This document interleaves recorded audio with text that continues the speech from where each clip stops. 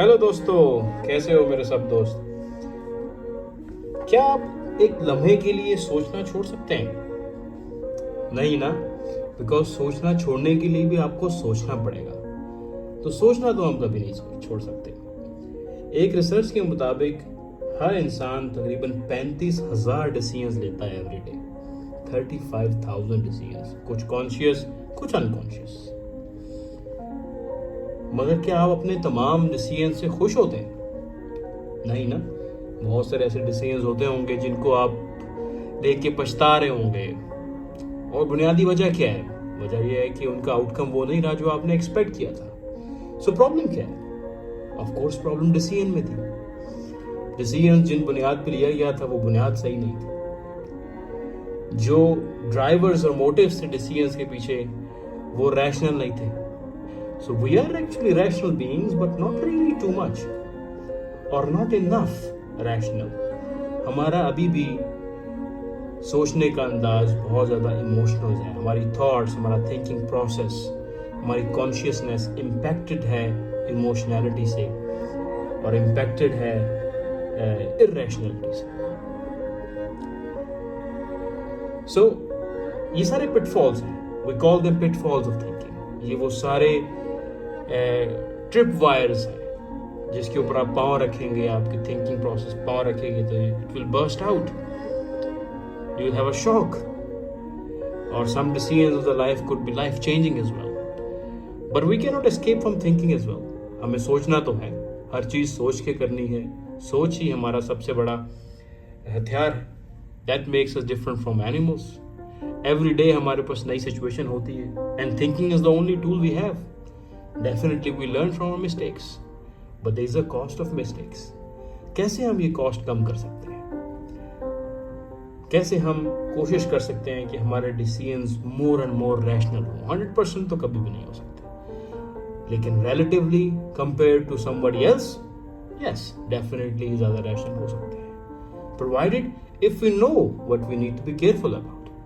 अगर हमें वो पिटफॉल्स बता दी जाए, अगर हमारा कॉन्शियसनेस सेल्फ कॉन्शियस हो जाए, मोर सेल्फ कॉन्शियस हो जाए, then we'll be aware of that. We can put those filters in our thinking process, those checkpoints during our thinking process.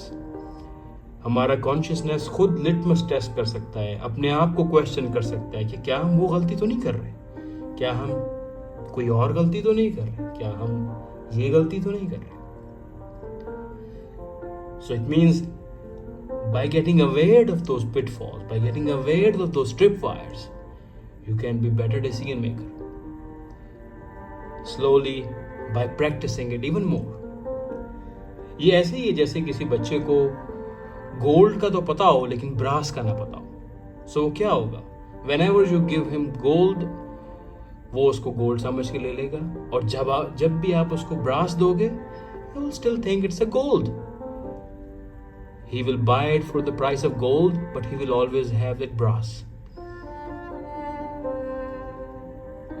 उस वक्त तक जब तक उसको पता नहीं चल जाता। The moment he gets to know कि ये ब्रास है और ब्रास भी उसी तरह लगता है, नजर आता है, शाइन करता है, सेम ग्लो होता है, सेम फील एंड लुक होता है जैसा गोल्ड का होता है, then you cannot fool him anymore.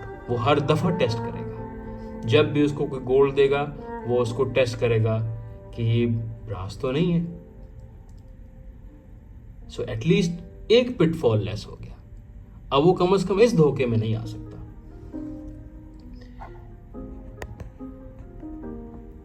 सो इसी तरह है हमारी सोच में भी। The more and more we know about the pitfalls, the better our decision making process can be. More careful we can be in our decisions, more prudent we can be in our thinking, and less invested we can be in our risky decisions, because हमें पता होगा कि risk कितना है।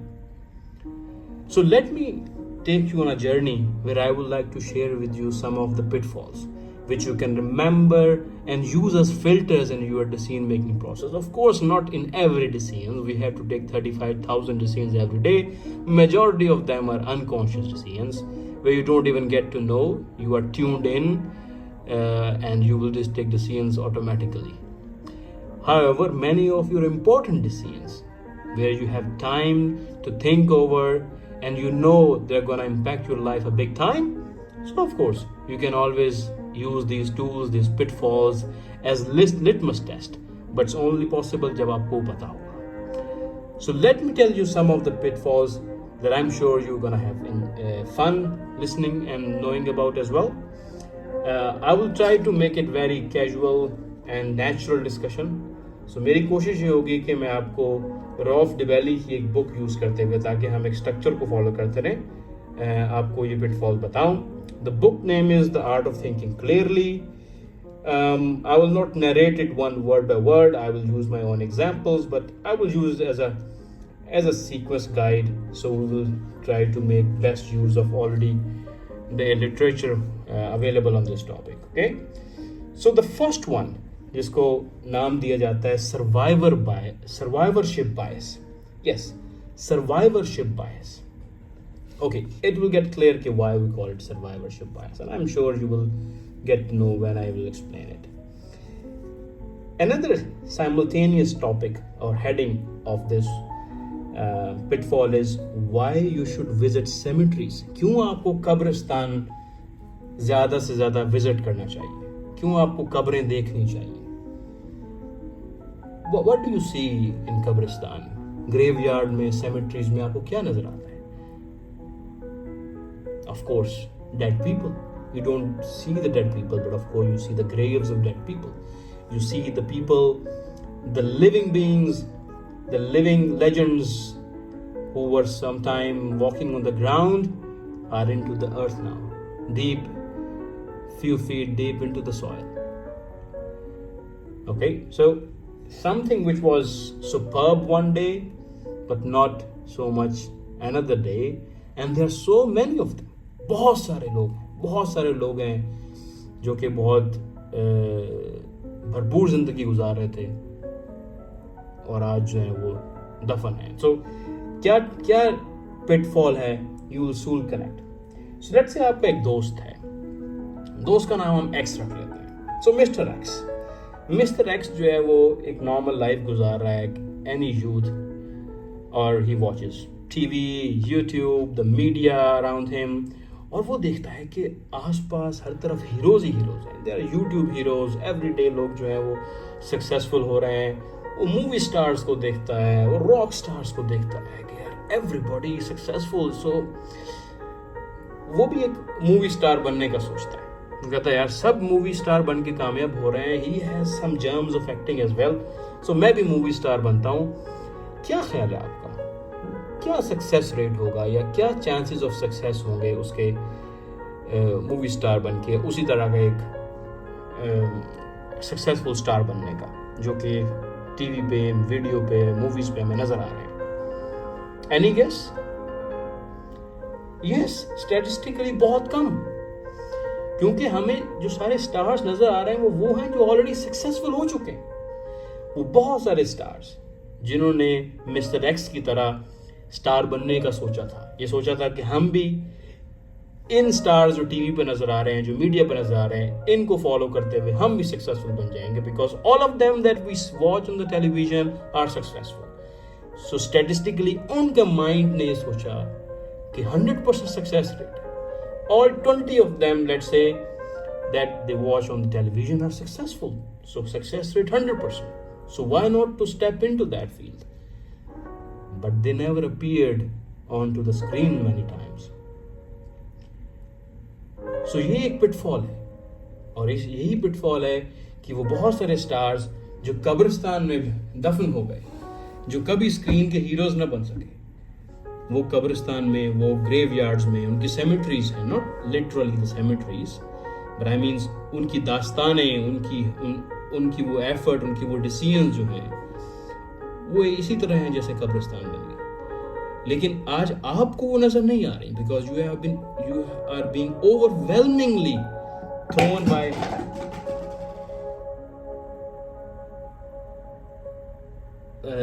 the examples of successful people only. So this is something that is a major pitfall. So sometimes हम ये सोचते हैं कि जो चीज़ हमें नज़र आ रही है, और because it is so sporadically successful all around us, so ये सक्सेसफुल होगी। बट हकीकत में ऐसा नहीं होता। उसके पीछे दास्तानें होती हैं जो दफन होती हैं, कब्रिस्तान होते हैं, बहुत सारी एफर्ट्स के जो हमें दिखाई नहीं दे जा रहे होते। इसी तरह बहुत सारे राइटर्स आप देखते होंगे कि उनकी बुक्स बड़ी सक्सेसफुल हैं। तो क्या ख्याल है, एक बुक लिखी जाए हम भी सक्सेसफुल हो जाएंगे? बट हमें वो बुक्स तो नजर ही नहीं आती जो कभी लिखी नहीं गई, जो कभी सक्सेसफुल नहीं हुई, या जिनकी पब्लिशर ही कभी नहीं मिले। So there are more books which were never written than the books which were written, and even less are those which got successful and came to your hand or you get to know of them about. Okay, so then इसी तरह बहुत सारे आपके friends होंगे जो कुछ नए projects launch करने की कोशिश कर रहे हैं। आपको लगेगा कि यार जबरदस्त प्रोजेक्ट है, may be it will be a Google of tomorrow, so इसमें पार्टनरशिप करनी चाहिए, इसमें इन्वेस्ट करना चाहिए, and may be it can be. But the question is कि अगर वो वही स्टेप्स फॉलो कर रहे हैं जो कि एक सक्सेसफुल मॉडल आसपास नजर आ रहा है आपको मीडिया पे इधर उधर, तो again there is a big risk कि ये सर्वाइवरशिप बायस से इम्पैक्टेड है। जो उसको स्टार्ट कर रहा है आपका दोस्त, वो भी, और आप भी उस चीज के इम्पैक्टेड हो सकते हैं। So we need to be very careful about it, especially अगर कभी आप किसी विनिंग टीम का हिस्सा बन जाए, तो फिर तो आपको ये और ज्यादा रिस्क इम्पैक्ट कर सकता है कि देन यू विल फील कि मैं जब विनिंग टीम में हूं, और वो विनिंग टीम इस वजह से विनिंग टीम है क्योंकि वो कोई स्पेशल इवेंट उसने किया है या स्पेशल एक्टिविटी की है, that's why I am winning, that's why I am winning. So आप किसी इवेंट्स के साथ भी जो है वो जोड़ सकते हैं सक्सेस को। So this all are like survivorship bias, क्योंकि आपको सिर्फ वो चीजें नजर आ रही होती हैं जो सर्वाइव कर गई होती हैं, जो सब डेड हो गई होती हैं वो आपको नजर नहीं आ रही होती। तो आप समझते हैं कि जो सर्वाइविंग रेट है, सक्सेस रेट है उन एरियाज का, उन फील्ड्स का, उन इवेंट्स का, उन लोगों का, वो 100% है। In reality which is not true. So it's very important कि आप जब भी कोई डिसीजन ले रहे हो on your observation, you get to see कि what is hidden behind these success stories, analyse it more कि वो कौन कौन से लोग हैं जिन्होंने ये सेम काम किया और वो सक्सेसफुल नहीं हुए।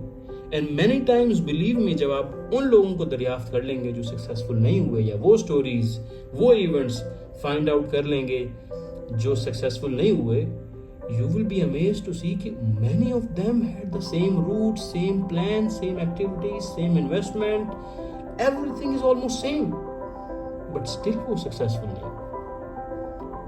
And eventually you might come to a conclusion that it was just a chance कि कौन सक्सेसफुल हो गया कौन नहीं, किसको उस वक्त का एनवायरनमेंट सूट कर गया किसको नहीं। And many of those things that made a similar effort successful compared to another one which got failure, it's just because of the coincidence, the kind of environment it had no control on it, but it just got an opportunity which other could not have. So I'm not discouraging you to take decisions. You have to take decisions. फैसले लेने हैं, क्योंकि फैसले लिए बगैर, risk लिए बगैर आप तरक्की नहीं कर सकते, आप आगे नहीं बढ़ सकते, आप लर्न नहीं कर सकते। You can not win and climb mountains without taking risks, definitely. But whenever you are taking a decision, always check कि जो आप डिसीजंस में होप्स अपने बिल्ड कर रहे हैं, द लेवल ऑफ इन्वेस्टमेंट आप उसमें लगाने जा रहे हैं, वो मोर रैशनली बेस्ड हो। उसमें you also analyse the graveyards behind the stories you are hearing around you. आप ये भी चेक करें कि कौन कौन से लोगों ने ये काम किया वो सक्सेसफुल नहीं हुए। सिर्फ उससे ओवरवेल्म ना हो जाएं कि जो लोग ये काम करते रहे और आपको सक्सेस स्टोरीज के तौर पर नजर आ रहे हैं आज, because then you will be balance out the both sides of the coins. आपको ये पता होगा कि there is the chances to go up and down, north and south, So I think that's very important. So always be careful. इसी तरह कुछ examples हम अपनी कॉमन लाइफ से अगर लें, especially in our south east Asian societies. I remember there was a time जब telecom Pakistan में नया नया ग्रो कर रहा था. सो those people who get in touch with telecom industry, they were like getting the salaries of their wishes. So हर किसी को लगा कि टेलीकॉम जो है, जिसने टेलीकॉम किया होगा वो ही सक्सेसफुल है. सो हर कोई टेलीकॉम करने जो है वो चल पड़ा. बट उन्होंने नहीं देखा कि जो इंडस्ट्रीज मैच्योर हो चुकी थी पाकिस्तान से पहले या साउथ एशिया से पहले या इंडिया से पहले या श्रीलंका से पहले, उनमें ग्रेवयार्ड्स भरे हुए हैं उन टेलीकॉम स्पेशलिस्ट के, टेलीकॉम इंजीनियर्स के, जिन्होंने सब यही देखते हुए ये प्रोफेशन परसूट किया. But they were wrong. There is always a limited capacity of success in every field. और पाकिस्तान में भी ऐसे ही हुआ. I remember many people who had the best grades and they were given the opportunity to choose the best of the engineering, and they chose telecom engineering, being overwhelmed by the scenes they were watching around in their cities, in their industrial sectors, in the telecom industry in general. But soon that all withered away. It was not the reality. The reality hit very hard in the later stages. So we have to be very careful. We need to look around. We always need to look for the graveyards of those people who are not being successful, so we are not overwhelmed by the success of the few we watch around or we are being shown around, or because our mind is naturally more tilted towards easy and quick decisions. So वो हमेशा एक success देख के ये conclude करने की कोशिश करेगा कि this is the right way, because generally we are lazy at thinking as well. Similarly एक और केस आजकल पाकिस्तान में especially and in general many third world countries ये सोचा जाता है कि if you could migrate to first world countries, Europe, Americas, then you have achieved something. फिर बन गया, फिर बच्चा बन गया कुछ ना कुछ, बस फिर कोई चीज़ नहीं रोक सकती कामयाबी को. दिस इज़ ऑल्सो बिकॉज हमारे पास कुछ एग्जाम्पल्स ऐसी हैं जो हमने देख ली हैं. हमारे आसपास होते हैं कुछ लोग जो बाहर चले जाते हैं और उनके हालात बदल जाते हैं. But I have seen many people who have lived outside of their countries. उनके घर तबाह हो गए, वो रुल गए, वो स्टोरीज लेकिन सामने नहीं आती.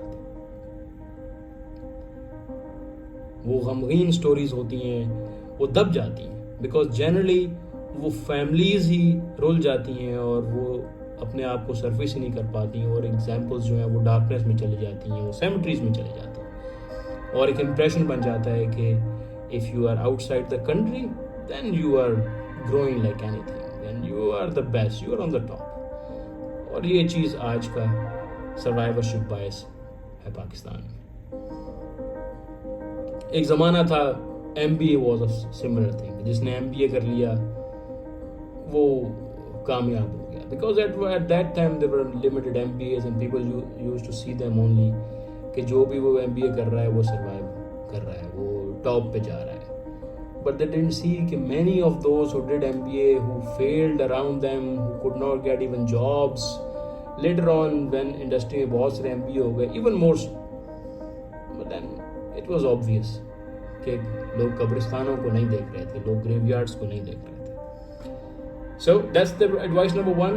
Whenever you see some area being overwhelmingly successful, people, successful heroes around you, always stop for a moment, think twice, and look for the graveyards around them, and see how many people did the same effort but could not succeed or could not have the same glory as you are being shown in the few that you are focused on. So that will be helpful for you at least in avoiding one of the pitfalls. और इस तरह के बहुत से और हैं जो pitfalls मैं आपको मज़ीद बताऊंगा. But from now on, think about कि ऐसी कौन सी चीज़ें हैं जो आपको overwhelm कर रही हैं.